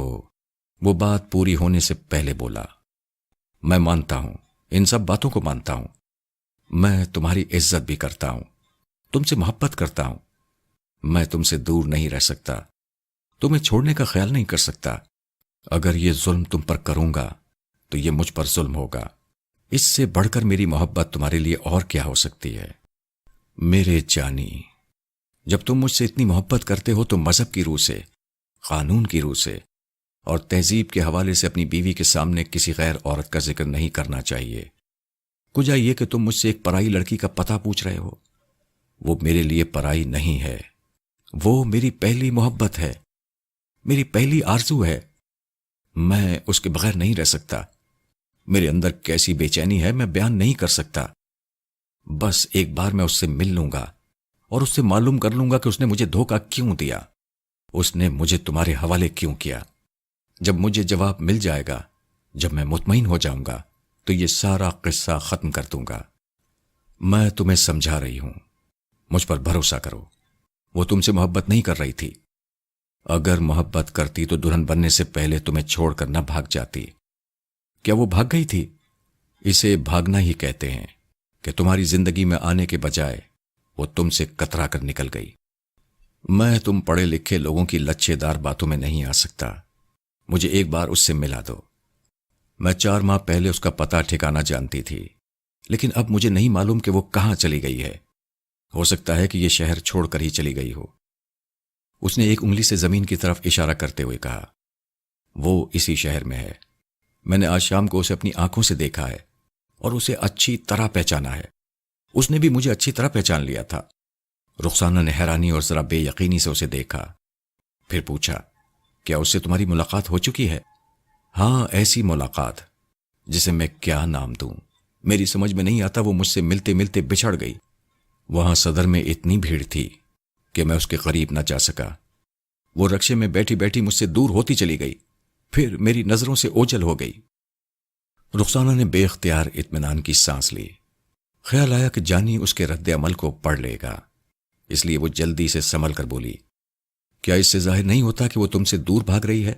تمہیں دیکھنے کے بعد اسے رک جانا چاہیے تھا۔ وہ رکشے کو روک کر تمہارے پاس آ سکتی تھی مگر نہیں آئی۔ جانی، سمجھنے کی کوشش کرو، اتنی بڑی دنیا میں اگر تمہیں کوئی دل و جان سے چاہنے والی ملے گی تو وہ صرف میں ہوں گی۔ میں مانتا ہوں مجھ کو تم سے زیادہ کوئی نہیں چاہے گا، وہ مجھ سے بھاگنے والی بھی نہیں چاہے گی، لیکن میں ایک بار اس سے ضرور ملنا چاہتا ہوں۔ میں اس سے پوچھنا چاہتا ہوں کہ اس نے مجھے دھوکہ کیوں دیا۔ مصیبت تو یہ ہے کہ ابھی تک یہ سمجھ میں نہیں آیا کہ دھوکہ کس نے دیا۔ کیا دونوں نے دیا، تم نے بھی اور اس نے بھی؟ رخسانہ نے کہا، ہاں، سچ تو یہ ہے کہ دونوں طرف سے تمہیں اندھیرے میں رکھا گیا۔ جو ہونے والا تھا اس سے تمہیں آگاہ نہیں کیا گیا اور بعد میں جو ہوا وہ تمہارے سامنے ہے۔ ایسا کیوں ہوا؟ مجھے سچ سچ بتا دو۔